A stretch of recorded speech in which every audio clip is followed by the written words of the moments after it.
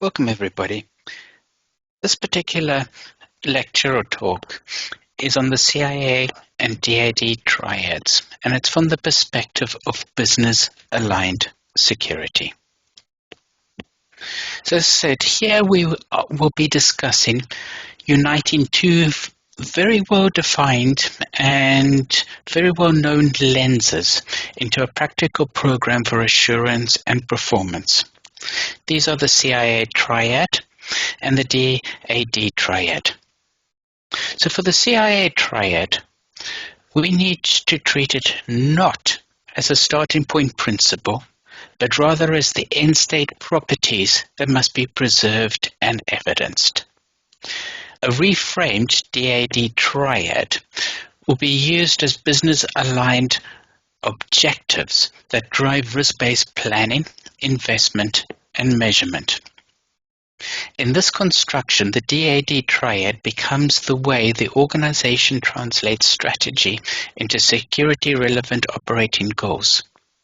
This dual perspective is consistent with the definitions and intent of, for example, ISO 27001, which describes information security through a risk-driven management system, and it's also in alignment with NIST practice guides that focus on realistic stress, detection, and recovery scenarios.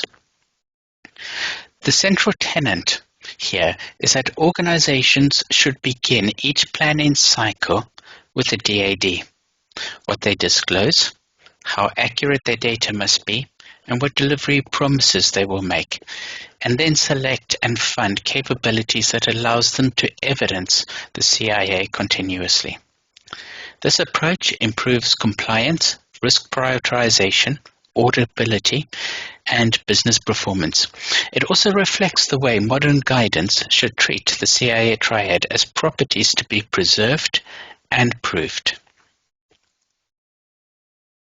The CIA names the properties that define successful information security outcomes. So confidentiality dictates that only authorized parties may access or disclose sensitive information. Integrity requires that information remains correct, complete, and tamper-evident. Availability demands timely and reliable access to services and data as promised. Standards bodies and authoritative texts present the CIA as the goal to be preserved and measured rather than as a starting checklist. The ISO 27000 series explicitly defines information security as the preservation of confidentiality, integrity, and availability within an ISMS, in other words, Information Security Management System framework. While NIST practice guides emphasize detecting and responding to integrity events, preventing confidentiality breaches, and maintaining operational availability. Instead of using the CIA as a starting point, what I'm saying is use it as an endpoint. Use it as an end state. And this treatment of the CIA as an end state has practical consequences. It moves programs from control shopping to outcome evidence. Instead of reporting that encryption, identity controls, backups, and monitoring, for example, have been deployed, leadership can show that confidentiality is being preserved for specific data classes, integrity is being preserved across defined transaction sets, and availability commitments have been met during drills and incidences. This mirrors NIST's emphasis on demonstrable preservation under attack or failure and supports ISO 27001's management reviews and continual improvement cycles. So for the DAD as business alignment objectives, it's all too common for security discussions to be framed in terms of technical mechanisms such as firewalls, patches, or network segments. While these are necessary enablers, they rarely answer the core executive question: how do our security choices protect revenue, margins, customers, operations, and strategic options? The DAD Triad, which is disclosure, alteration, and denial, offers a business-native lens because it maps adverse events to concrete, measurable business outcomes. When sensitive information is disclosed, It erodes brand trust, weakens regulatory posture, diminishes pricing power, undermines negotiation leverage, and constrains strategic options like mergers and acquisitions or market entry. When data or processes are altered, decision quality deteriorates, financial confidence falters, product safety and compliance are jeopardized, and assurance to auditors is damaged. When essential information or workflows are denied, throughput stalls, SLAs break, cash flow slows, and market timing slips. In this way, DAD is not a taxonomy of technical threats, but a taxonomy of strategy, risk, performance, outcomes. It provides a connected narrative between information harms and the metrics that leaders care about, such as violated covenants, board-level risk events, insurance triggers, and lost opportunities. So let's just take one tiny step back with this repositioning. Let's reconsider the A in the DAD. Let's reconsider it instead as accuracy, and the last D instead as delivery. This helps replace abstract control speak with the language of performance, resilience, and stakeholder confidence. The relationship between DAD and CIA can be summarized in the table that is on screen, which is intended for board and executive review, if you're wanting to show people how you are doing this type of mapping. So the DAD in this case would be disclosure, sharing the right information with the right stakeholders, accuracy, decision-grade data, delivery, reliable service and recovery. This is mapped against the end state using CIA. It's providing assurance that only authorized stakeholders will receive or be able to access sensitive data, that the data is correct, and that availability uptimes have actually been met. This could impact, let's say, the safety requirements of your organization, particularly if you're sitting in critical national infrastructure environments. And these are the types of examples of questions that you would need to answer or to demonstrate to your particular executives in the column that is to the far right here. You also need to keep in mind that this particular alignment is, again, consistent with how ISO 27001 instructs organizations to set security objectives that are measurable, risk-informed, and tied to policy, and how NIST guidance frames detection, response, and recovery as evidence-producing activities that safeguard CIA properties. So I've already mentioned that ISO 27001 requires a risk-based ISMS. There is mandated risk assessments and treatments and measurable objectives aligned with policy required by 27001. Annex A articulates the control themes. There are also clauses within 27001 requiring monitoring, management review, and continual improvement.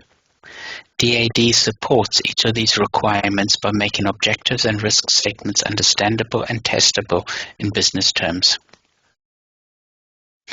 Disclosure might require that all regulatory notifications are timely, scoped to the minimum necessary information, and validated against classification rules.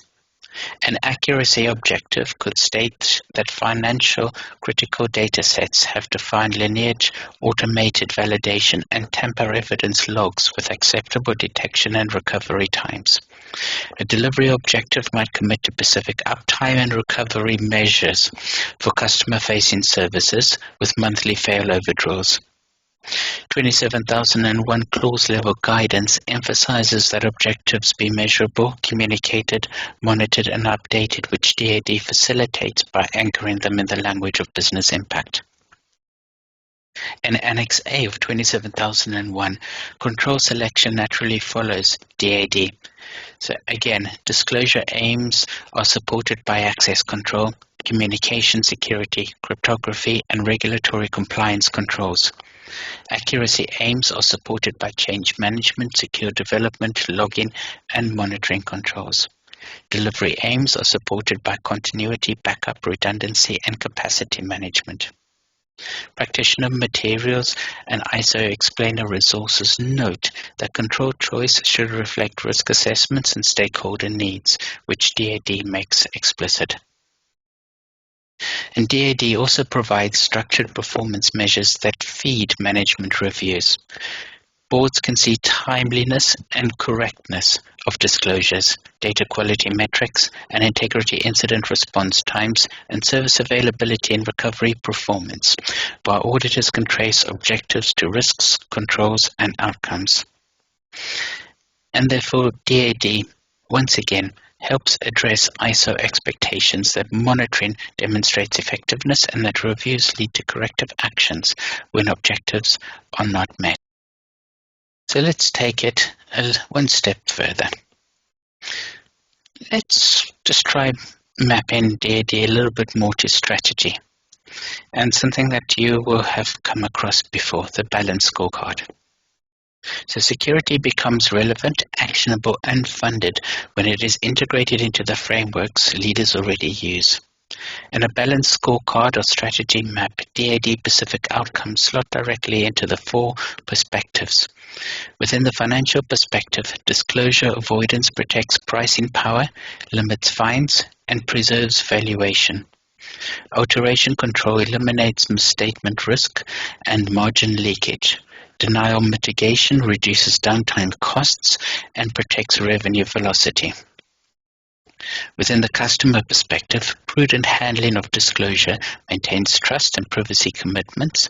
Alteration control ensures fairness and accuracy in eligibility or personalization decisions. And denial mitigation ensures reliable access to products and services. Within internal processes, controls against disclosure protect core process secrecy, including negotiation strategies and IP, while alteration control preserves the reliability of master data, analytics, and change management, and denial mitigation builds end-to-end resilience for order-to-cash, procure-to-pay, and other critical flows. Within learning and growth, the organization invests in the culture and skills that reduce disclosure errors, for example, oversensitive handling, preserve integrity, like data literacy and model governance, and mitigate denial through resilience drills, cross-training, and playbooks. Expressed this way, the DAD Triad is not an add-on, but part of how the business creates, measures, and sustains value. To manage DAD where it matters most, it helps to use a value stream lens and ask how disclosure, alteration, and denial appear within specific workflows. In order to cache disclosure of pricing rules, discount tiers, or pipeline data weakens negotiation positions and enable competitors to undercut deals.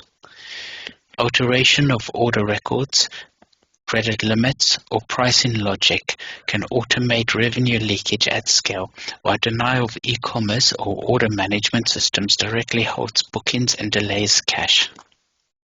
In procure-to-pay, disclosure of vendor terms or impact or input cost structures can tilt bargaining power to suppliers, while alteration of vendor master data, especially banking details, exposes the enterprise to fraud and duplicate payments. Denial of payment details can strain supplier relationships and disrupt supply. In forecast to deliver, in other words, the planning and supply chain, disclosure of demand and replenishment forecasts allows competitors to pre-position inventory or manipulate markets. Alteration of planning parameters like lead times and bill of materials creates operational misalignments. Denial of planning, warehouse, or logistics systems leads to missed service levels and inflated costs. In design to launch, disclosure of roadmaps and IP compresses first mover advantage. Alteration of specifications puts safety and quality at risk, and denial of engineering or testing environments delays revenue and frustrates partners. In hire to retire, disclosure of sensitive HR matters damages culture and brand. Alteration of payroll or benefit eligibility has legal and financial consequences, and denial of payroll undermines morale and can trigger labor disputes. Lastly, in incident to resolution, disclosure of customer complaints and transcripts harms reputation, alteration of case records distorts performance metrics and hides unresolved issues, and denial of contact center capacity invites churn and regulatory complaints. When viewed through this lens, every control choice becomes a decision about where it will contribute most to value preservation and growth. Governance is where DAD becomes durable practice rather than once-off efforts. It begins with risk appetite statements articulated in DAD terms for specific business scenarios. An organization might, for example, tolerate no unauthorized disclosure of regulated personal data, accept low but bounded risk for strategic collaboration materials under strict non-disclosure controls, and define zero tolerance for any alteration that could lead to financial misstatement. For example, the appetite may limit unplanned downtime in order to restrict intake to a strict number of hours per quarter, and have zero tolerance for denial in safety-critical processes. These explicit statements guide recovery time objectives, redundancy investments, and incident escalation thresholds. Policies then function as business guardrails rather than technical documents. A data classification policy, for example, should classify assets by business harm, market-moving strategy, regulated customer information, operationally critical parameters, and clarify who owns risk decisions and what handling rules apply across internal teams and third parties. Access and change management policies should be framed against process baselines that matter to the business, such as pricing tables, master data, financial close calendars, and production set points. Incident management policies must define business triggers, when customer communications commence, when SLA credits apply, when to activate legal holds, and how to conduct parallel tracks for forensic and customer recovery. Finally, incentives and culture must align. Process owners, not just IT, assume responsibility for the DAD outcomes. Team members are rewarded for timely escalation, and drill performance influences leadership evaluations. In short, governance gives DAD teeth by aligning it with decision rights, accountabilities, and compensation.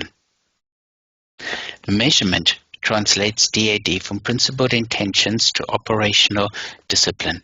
Disclosure metrics should go beyond counts of incidences to measure impacts that executive teams recognize. Time to detect and contain exposures, the post-incident behavior of affected customers compared to control groups, the rise in acquisition costs following trust events, and the frequency of regulatory engagements. Because disclosure often weakens commercial posture, indirect measurements like bid-win rate movement or reduced price realization are also instructive. Alteration metrics should capture both leading and lagging indicators. Unauthorized change attempts on high-impact tables like pricing, vendor master, payroll, reconciliation abnormalities during financial close, unexplained variance in margin or discount patterns, and increases in quality defects or warranty claims following configuration changes.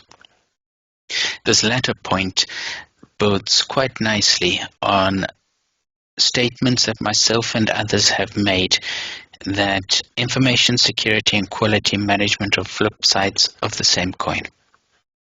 Anyway, to continue, denial metrics must be expressed as business throughput and customer experience rather than only IT uptime. Throughput per hour, SLA adherence, backlog accumulation, average handling time, opportunity loss during outages, and recovery slopes all provide a clearer picture. Complementing these with control health indicators such as training completion, tabletop results, failover draws, and audit outcomes enables proactive risk management instead of forensic reporting. Executive dashboards that use these metrics by value stream make DAD concrete, comparable across business units, and tractable for investment decisions. A common mistake is to treat controls as isolated technical features rather than as business capabilities designed to protect specific objectives. Disclosure controls become meaningful when framed as commercial secrecy mechanisms for negotiation and roadmap content, as trust-preserving mechanisms for customer consent and privacy by design, and as eco-trust mechanisms such as secure collaboration portals and watermarking for high-value documents. The A in DAD provides value when those controls guarantee financial assurance through dual control on journal entries, provide master data integrity via stewardship and independent validation, and uphold decision integrity through disciplined model governance that includes versioning, approval gates, bias testing, and adversarial reviews. The controls for the final D create true resilience when they are organized around business-critical RTOs and RPOs, practice failovers, and documented many alternatives that have actually been rehearsed. Supplier resilience through dual sourcing, incentive-aligned SLAs, and pre-approved alternatives extends the capability into the broader ecosystem. Each control should be specified with a protracted and protected objective. An expected risk reduction, an accountable owner, the cost to operate, and a method of proof such as test cadence and evidence artifacts. This reframing streamlines portfolios, cuts control sprawl, and focuses spending where it moves the needle. The scenario planning turns DAD from abstraction into muscle memory. Consider a competitive roadmap leak. The trigger is a pre-announced deck crossing organizational or partner boundaries and surfacing in a rival's launch. The business impacts include erosion of first mover advantage, reduced price premium, and potential partner distrust. Effective preparations combine access tiering, watermarking, deal room workflows, and counterintelligence monitoring, while success is measured in price realization, win rate movement, and revenue timing. In a pricing algorithm tempering scenario, the trigger is a change to discount rules during a high-volume promotion, yielding margin erosion and contested channel relationships. Mitigation requires dual authorization, automated regression testing of rules, and detection of abnormalities in discount distributions, while post-incident analysis focuses on margin delta and change window disciplines. A distribution center outage is a denial scenario that crystallizes resilience. The impacts include missed SLAs, expedited shipping costs, and churn risk in top-tier accounts, while mitigations feature hot standby locations, manual wave picking procedures, pre-negotiated surge logistics, and capacity rehearsals. In clinical data integrity scenarios, alteration necessitates tamper-evident logs, independent quality assurance, and traceable data lineage, given that regulatory acceptance and time to market sit on the line. A support transcript leak blends disclosure and denial. An exposure drives reputational harm and complaints, while the inbound surge overwhelms contact centers. Pseudo-anonymization of records, robust crisis communications, and overflow channels for customers reduce both the peak and the harm. Through these scenarios, leaders can test where the controls, communications, and decision rights converge effectively under stress.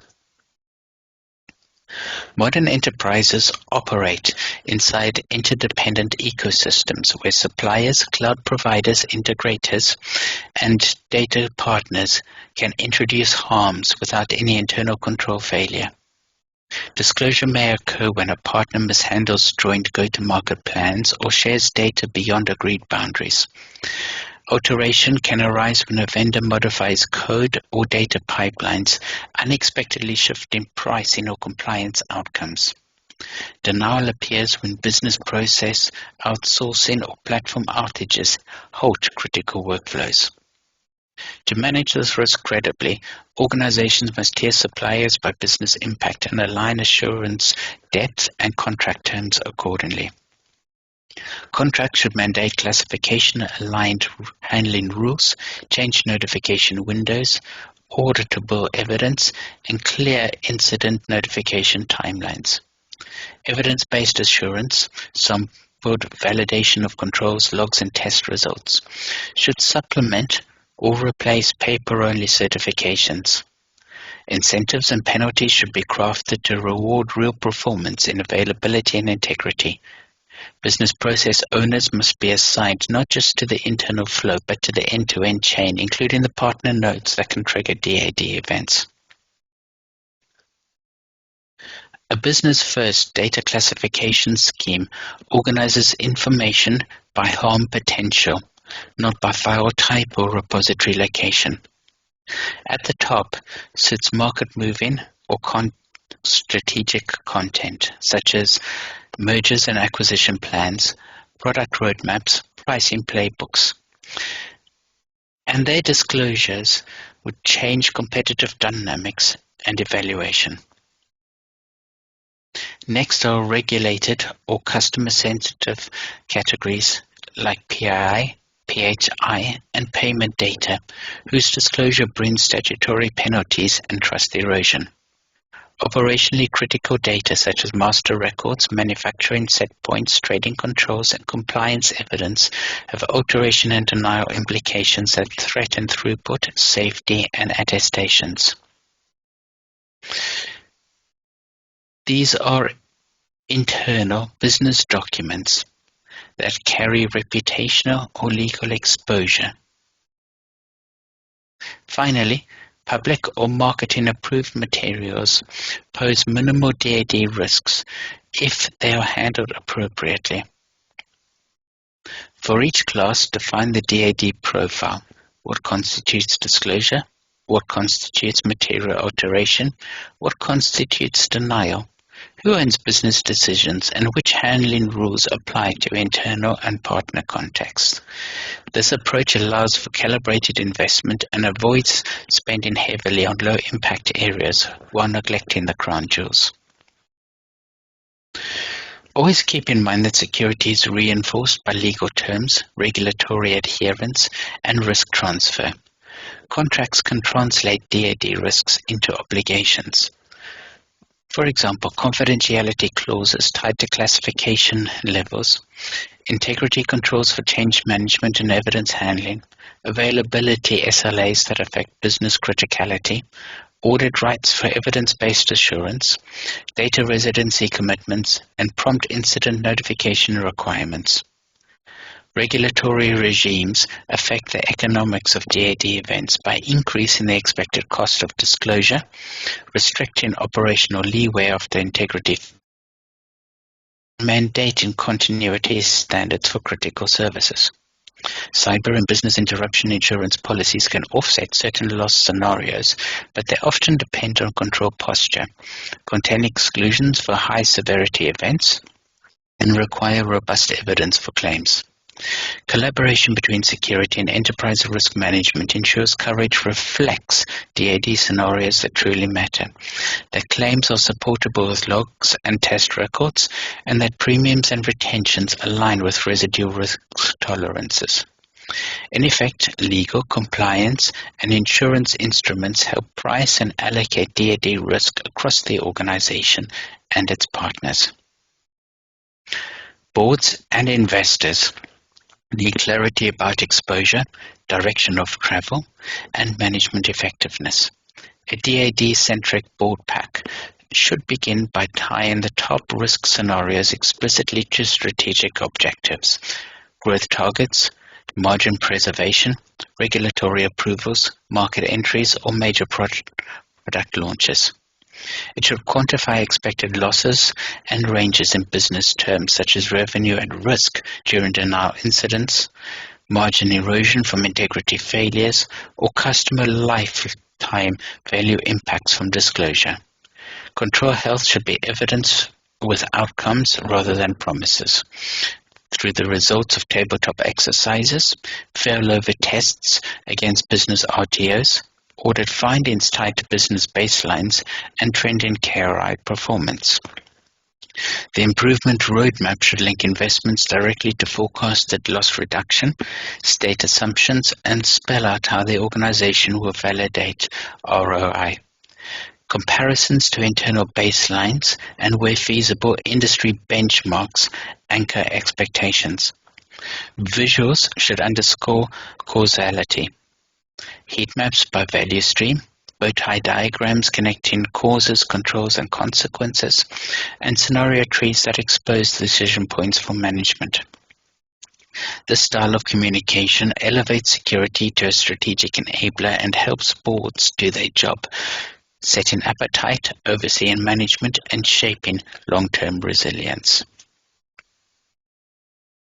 To guide investment decisions and trade-offs, DAD scenarios benefit from structured quantification. A fair-like approach, estimating loss event frequency and loss magnitude, can convert expert judgment into ranges that support executive choices. For disclosure, analysis should consider the probability of particular information classes leaking and the magnitude in terms of regulatory penalties, customer attrition, increased acquisition costs, and diminished negotiation leverage. For alteration, the model should examine how frequently high-impact records or models might be changed without detection, and the magnitude in terms of misstatements, margin leakage, warranty costs, and regulatory remediation. For denial, attention should fall on downtime frequency, duration distributions, and recovery performance, with magnitude expressed as lost throughput, SLA penalties, customer dissatisfaction, and opportunity costs. Expressing results as distributions promotes realistic expectations and prevents false precision. Portfolio-level analysis then compares competing investments by expected loss reduction per dollar and alignment with risk appetite, allowing teams to rank initiatives not by vendor promise but by economic impact. You also need to keep in mind AI systems. As AI systems proliferate, they are reshaping the DAD landscape. In disclosure, generative tools can inadvertently exfiltrate sensitive strategies if prompts and responses are not governed, while employees may paste classified content into unmanaged tools.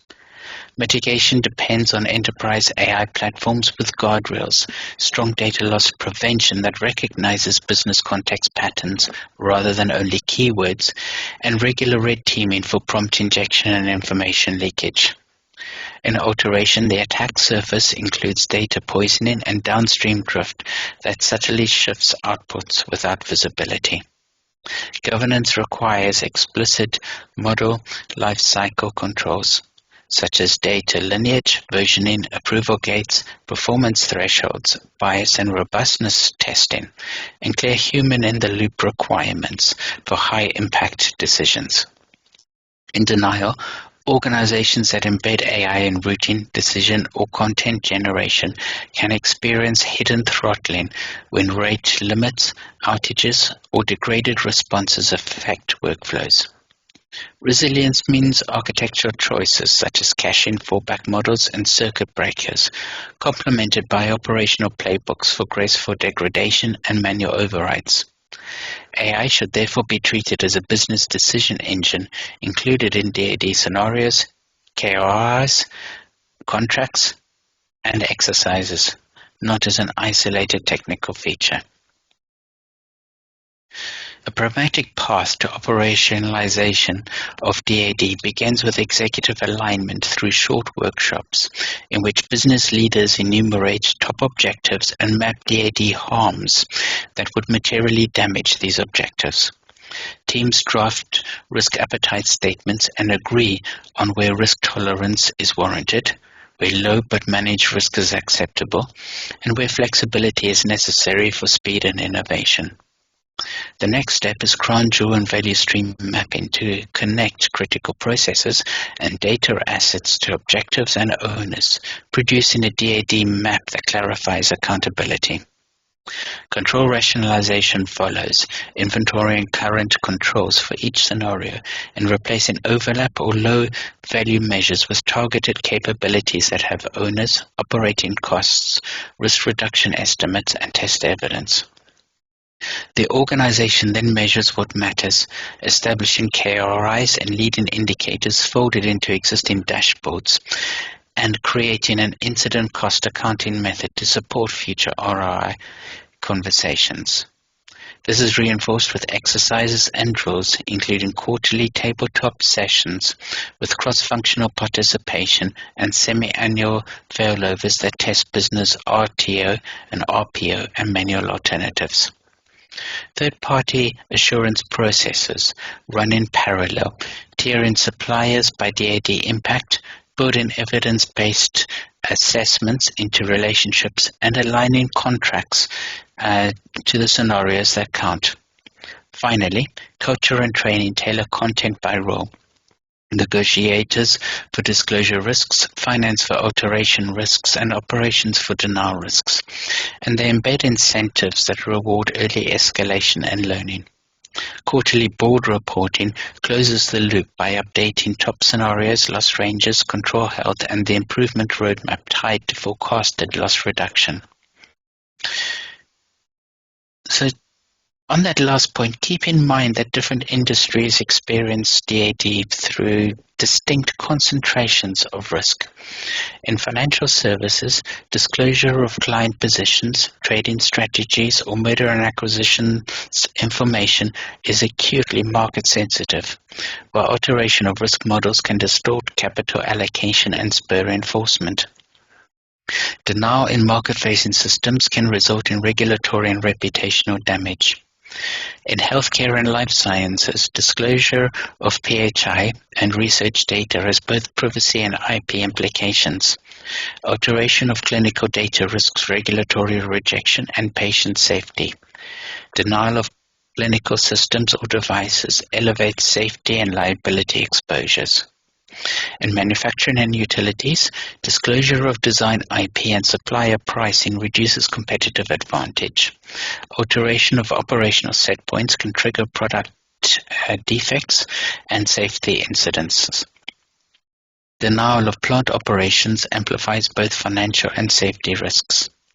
In retail and consumer, leaking promotion calendars and price strategies invites competitive ambush.